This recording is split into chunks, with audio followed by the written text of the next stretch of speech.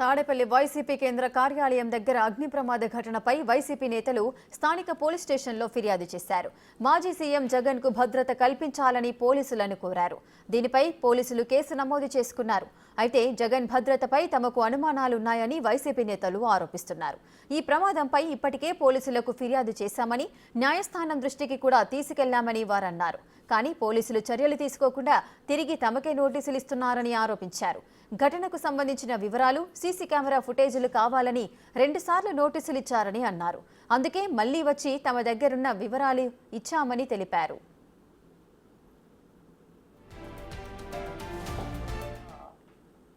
YSR Congress party Jaganmohan Reddy గారు camp office దగ్గర ఏదైతే ఆ గార్డెన్ తగలబడిందో, ఆ గార్డెన్ తగలబడిన దాని మీద వైఎస్ఆర్ కాంగ్రెస్ పార్టీ కంప్లైంట్ ఇవ్వడం జరిగింది. ఎవరైతే అల్లరిమోకలు కానివ్వండి, లేదంటే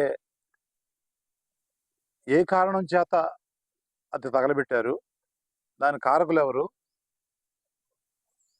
ఎప్పుడు జరిగింది, ఎలా జరిగింది అనేది విచారణ చేసి దోషులను పట్టుకొని కఠినంగా శిక్షించాలి. ఎందుకంటే వైఎస్ఆర్ కాంగ్రెస్ పార్టీ అధినేత శ్రీ జగన్మోహన్ రెడ్డి గారు జెడ్ సెక్యూరిటీలో ఉన్నారు. నివాసం కూడా పక్కనే ఉంది, ఆఫీస్ అక్కడే ఉంది.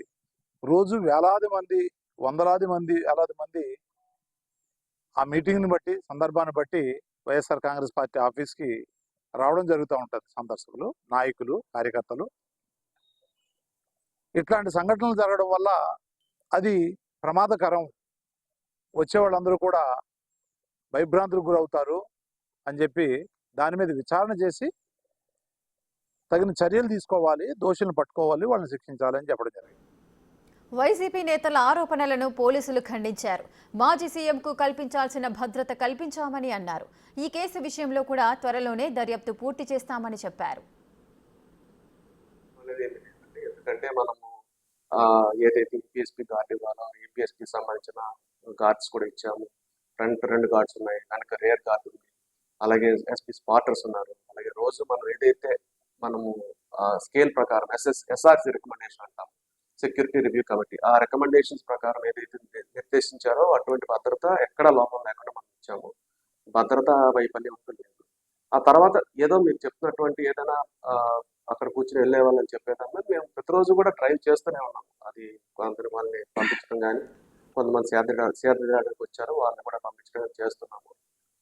భద్రతా పరంగా అయితే మాత్రం ఇటువంటి